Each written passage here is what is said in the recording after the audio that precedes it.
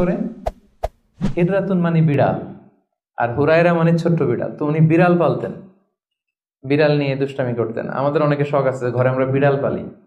তো উনি একবার ঢোলা জামা, জুব্বার আস্তিনের মধ্যে বিড়াল নিয়ে রাসূল সাল্লাল্লাহু আলাইহি ওয়াসাল্লামের কাছে আসছেন।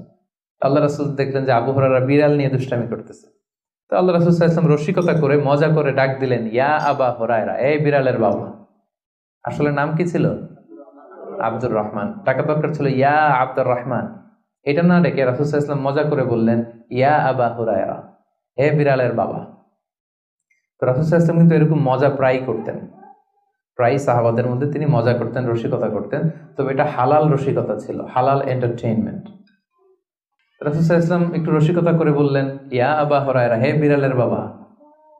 তখন থেকে আবু হুরায়রা রাদিয়াল্লাহু তাআলা আনহুকে সবাই আব্দুর রহমান না বলে বিড়ালের বাবা বলে ডাকতে শুরু করলো। সুবহানাল্লাহ। এবং উনি নিজেও